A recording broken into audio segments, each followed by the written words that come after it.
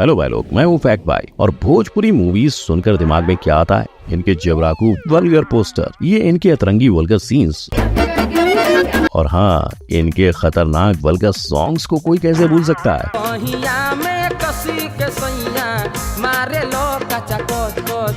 लेकिन क्या आप जानते हो कि इस ही वल्गैरिटी का फायदा उठाकर इनकी लो बजट मूवी 35 करोड़ रुपए कमा चुकी हैं। पर कैसे? जहाँ एक तरफ दूसरी इंडस्ट्री अलग अलग इनोवेशन करके आगे बढ़ रही है, तो वहीं दूसरी तरफ वल्गैरिटी का सहारा लेकर भोजपुरी इंडस्ट्री 2000 करोड़ की बन चुकी है। लेकिन इनमें सिर्फ वल्गैरिटी ही क्यों? आइए जानते हैं। सैया के साथ मड़ैया में जीन्स वाली भौजी और मेहरारू बिना रतिया कैसे कटी। बॉलीवुड इन्हीं डबल मीनिंग नामों से जाना जाता है, और जब मेकर्स की क्रिएटिविटी कम पड़ती है तो रिक्शा वाला आई लव यू और दरोगा बाबू आई लव यू के साथ कभी किसी को साली सताती है, किसी को देवर, तो किसी के ऐसे हाल होते हैं। पर ऐसे ही नाम क्यों? वेल, इसलिए क्योंकि जो दिखता है वो बिकता है। लेकिन जैसा शेक्सपियर भैया ने बोला, नामा में क्या रखा है वाह, नाम में क्या रखा है? क्योंकि असल काम तो पिक्चर में होता है। हर कहानी में एक हीरो, एक हीरोइन, कुछ दुश्मन और ढेर सारा सॉफ्ट पॉर्न। इन्हीं हालातों के चलते बॉलीवुड के लेजेंड एक्टर रवि किशन ने खुद यूपी सीएम योगी आदित्यनाथ को लेटर लिखकर उनसे भोजपुरी फिल्मों की अश्लीलता के खिलाफ कदम उठाने की बात की थी। ये वही एक्टर हैं जिन्होंने कई सालों तक भोजपुरी इंडस्ट्री पे मनोज तिवारी के साथ राज किया था। ये वही एक्टर हैं जो अब तक बॉलीवुड से लेकर टॉलीवुड हर इंडस्ट्री का हिस्सा रहे हैं। लेकिन एक तरफ रवि जैसे कलाकार डूबते भोजपुरी इंडस्ट्री की नैया को पार लगाना चाहते हैं, वहीं खेसारी लाल यादव जैसे एक्टर तो ये सच मानने तक को तैयार नहीं। उनका कहना है कि नए एक्टर्स ऐसा करते होंगे, उन्हें तो क्लीन एंटरटेनमेंट अच्छा लगता है, उनकी फैमिली थिएटर में जाकर देख सके। आप कौन सी फैमिली इस एक्टिंग को क्लीन बोलेगी? खैर, ये तो कुछ नहीं, पिक्चर अभी बाकी है मेरे दोस्त, क्योंकि अब पारी है बॉलीवुड के भारी डायलॉग्स की। उखाड़ के रख दे। ओकर हिम्मत कैसे भाई? हमरी भौजी के पकड़ ले, काट के रख देवे ओकरा। ऐसी राइमिंग सुनी है पहले कभी? आप सुन भी नहीं पाओगे, क्योंकि ऐसा टैलेंट सिर्फ बॉलीवुड के राइटर्स में है, जो आम लोगों को आसानी से समझे। इसीलिए अपनी फिल्म में शब्दों का खेला करते हैं, जो कुछ ऐसा सुनाई देता है। शेरनी जैसा नाखून दिखत बाड़ू ना, भौंके वाला कुत्तन के नोच ले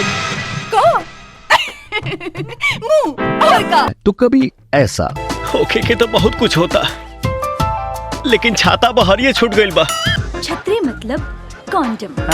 पर आज जिस भाषा को गंवारों की भाषा समझकर समाज ठुकरा रहा है, वो कभी काशी और मगध में बोली जाने वाली मधुर भाषा थी, जिसे अपना नाम उज्जैनी राजा भोज के भोजपुर में भोजपुरी इस शब्द से मिला था। और भले इस भाषा की कीमत भोजपुरी सिनेमा समझ नहीं पा रहा, लेकिन भोजपुरी का पाठ बॉलीवुड ने जरूर पढ़ लिया, क्योंकि 2000 से 2010 के बीच बॉलीवुड ने एनआरआई हीरोइन को पीछे छोड़कर प्रेम और राज जैसे हीरो को चुलबुल पांडे का नाम दिया, विलेन को लाइफ बॉय साबुन, डाबर लाल तेल और चमेली के तेल से जोड़ा, और इनके भोजपुरी स्टाइल गाने बोले तो मुन्नी बदनाम और फेविकोल भी बिहारी इंडस्ट्री से इंस्पायर्ड थे। लेकिन इनके गाने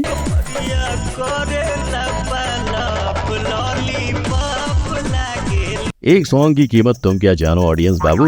जी हाँ, कमरिया सॉन्ग में इतनी ताकत थी कि गायक पवन सिंह और लेखक जाहिद अख्तर दोनों का करियर आसमान को छू गया। इनफैक्ट भोजपुरी गाने तो खुद टी सीरीज तक रिलीज कर चुकी है, और इस इंडस्ट्री में उदित नारायण जैसे बड़े सिंगर्स भी छिछोरे मीनिंग वाले गाने गा चुके हैं। मगर इन मशहूर गानों का दौर तो तब शुरू हो गया था जब ये वाला गाना रिलीज हुआ था। राजा राजा राजा करे जमे समाजा उठालो तनी कोरा भेटाई खूबे मजा। इस मधुर आवाज के पीछे हैं भोजपुरी के मशहूर गायक राधे श्याम रसिया, जो कि एक समय पर बहुत बड़ा नाम थे। पर जब एंट्री हुई इनकी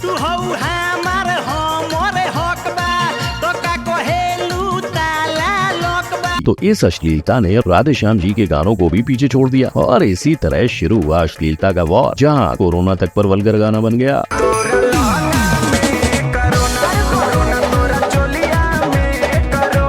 डबल मीनिंग तो डबल मीनिंग, पर भोजपुरी सिंगर्स इतने कमाल के हैं कि ये डायरेक्ट वल्गर वर्ड्स यूज कर देते हैं, जैसे इनका हो चाही हमरा हो चाही हमरा हो चाही, और गैंग रेप पे लिखा ये गाना। हालांकि प्रॉब्लम तब होती है जब ऐसे गानों के खिलाफ आवाज उठाने वालों की हत्या हो जाती है। लेकिन जहाँ एक तरफ हमें भोजपुरी इंडस्ट्री के कुछ अजीबो गरीब गाने सुनाई देते हैं, तो वहीं दूसरी तरफ है भोजपुरी का दूसरा पहलू, उनके वो गाने जो रस्मों रिवाज के लिए बनाए बनाए गए हैं, जहाँ बच्चे के जन्म पे गाए जाने वाले संस्कार गीत हो या फिर बारिश के मौसम में गाने वाली कजरी, छठ पूजा में गाने वाला भजन हो या फिर खाना बनाते हुए गाने वाला जत्सर। इतना ही नहीं, बिहार की कुछ कम्युनिटी ने तो ऐसा गाना बनाया है जो पेशेंट्स को मेडिसिन देने के वक्त गाया जा सके। इतने मिट्टी से जुड़े बोल होकर भी ये फिल्मों में वल्गैरिटी का रास्ता अपनाते हैं और इसी वल्गैरिटी को बढ़ाने के लिए सहारा लिया जाता है कॉस्ट्यूम और मेकअप का। फैक्ट भाई ऐसे और 1000 मूवीज के पोस्टर दिखा सकता है जहाँ लड़कियों को छोटे कपड़े पहना के लोगों को आकर्षित किया जाता है। और सिर्फ पोस्टर्स ही नहीं, इनके आइटम सॉन्ग्स में भी यही हाल दिखाई देता है। मगर जब भोजपुरी इंडस्ट्री का निर्माण हुआ था तब मूवीज में लड़कियों के ग्रोथ पर बात होती थी, लेकिन अब उन्हें सिर्फ और सिर्फ एक ऑब्जेक्ट की तरह यूज किया जाता है। इन मूवीज में वीमेन ऑब्जेक्टिफिकेशन यानी यौन वस्तुकरण के चलते कई लड़के इस किस्म की मूवीज को पसंद करते हैं, क्योंकि जब गाँव से निकलकर एक आदमी शहर आता है तो वो अकेले में अपनी सारी कल्पनाओं को पूरा कर सका है, और अगर बिना दिमाग दौड़ाए 20 से 30 रुपए की टिकट लेके उसकी यही कल्पना पूरी होती है तो वो कहीं और क्यों जाए। इसी वजह से 30-40 लाख में बनी ये लो बजट मूवी कॉस्ट से ज्यादा कमाती है। सोचो, अगर 30-40 रुपए की टिकट निकाल कर 1 लाख लोग भी देखेंगे तो सारे पैसे वसूल। और इसी तरह ये इंडस्ट्री 2000 करोड़ का आंकड़ा पार कर चुकी है। पर क्या आप जानते हो ये सिलसिला कैसे शुरू हुआ? पहले प्रेसिडेंट राजेंद्र प्रसाद के एक सवाल से।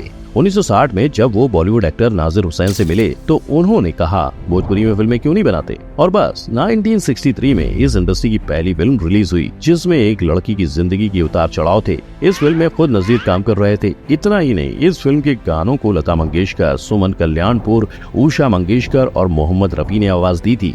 बीते सालों में इस इंडस्ट्री में अमिताभ बच्चन, मिथुन चक्रवर्ती जैसे कई दिग्गज कलाकार काम करने लगे और 2008 में तो 21 मिनट की उधेड़-बुन ने बर्लिन इंटरनेशनल फिल्म फेस्टिवल पे वर्ल्ड प्रीमियर करने का मौका पाया था। पर इस इंडस्ट्री की शुरुआत से आज 70 साल बाद बॉलीवुड की कहानियों को अश्लीलता की दीमक खोखला कर रही है। उनकी कहानियों और गानों में हमारी संस्कृति और सभ्यता कहीं नजर नहीं आती है। आज भोजपुरी सिनेमा ऐसे स्टेज पर आकर खड़ा है जहां से एक गलत कदम शायद हमेशा के लिए इंडस्ट्री को पूरी तरह विलुप्त होने पे मजबूर कर दे। ऐसे में भोजीवुड को न सिर्फ बॉलीवुड, साउथ इंडस्ट्री से मराठी फिल्म इंडस्ट्री और यहाँ तक कि गुजराती इंडस्ट्री से सीखने की जरूरत है। आखिर कैसे इन इंडस्ट्रीज ने बिना पूरी तरह बी और सी ग्रेड मूवी में ना बदलते हुए खुद की एक पहचान बनाई है। आज जिस तरह लोग भोजपुरी सिनेमा को उसकी अश्लीलता के लिए बुरा भला कहते हैं, उसी तरह कुछ साल पहले एक साउथ इंडस्ट्री को लोग उसके इलॉजिकल एक्शन और उनके आइटम सॉन्ग्स के लिए ताने मारा करते थे। पर आज उनके गानों को ऑस्कर मिल रहा है और उनकी फिल्मों को सिर्फ इंडिया ही नहीं दुनिया भर में नाम मिल रहा है। हालांकि भोजपुरी इंडस्ट्री तब तक नहीं बदलेगी जब तक ऑडियंस नहीं बदलती। मतलब भले ही भोजपुरी इंडस्ट्री ने आसान तरीके से अश्लील चीज दिखाकर लोगों को लूटने का प्लान क्यों ना बनाया हो, लेकिन आज हम खुद उसमें फंस चुके हैं। बिल्कुल वैसे ही जैसे सिगरेट के पैकेट पर लिखे होने के बावजूद कि वो सेहत के लिए खराब है, हम उसे पीते हैं, वैसे ही हम ये जानकर कि भोजपुरी गाने और उनकी कहानी गलत है उसे बार बार देखने पहुंच ही जाते हैं। इसीलिए फैक्ट भाई का यही मानना है कि हर साल 300 से 400 फिल्में बनाने वाले इस इंडस्ट्री को जल्द ही खुद को नए वक्त के साथ बदलना होगा, वरना ना रहेगा बॉलीवुड और ना रहेगी वल्गैरिटी। खुद इस इंडस्ट्री की टॉप हीरोइन ने ये बयान दिया कि गवर्नमेंट को सेंसरशिप सख्त करके एटलीस्ट 3-4 अश्लील मूवीज को रिलीज नहीं होने देना चाहिए और बस 400 में से बाकी की 396 मूवीज अपने आप क्लीन हो जाएंगी। आपको क्या लगता है? कमेंट करके जरूर बताइएगा। पर ऐसा नहीं है कि सिर्फ भोजपुरी में ही डबल मीनिंग वाली बातें हैं, बॉलीवुड भी किसी से कम नहीं है। अगर आप बॉलीवुड सॉन्ग्स लवर हैं तो अभी आई बटन पर क्लिक करके जानिए कि कहीं आपका फेवरेट सॉन्ग भी डबल मीनिंग का शिकार तो नहीं। वीडियो को लाइक, शेयर और चैनल सब्सक्राइब करें। हम फिर मिलेंगे। जय हिंद।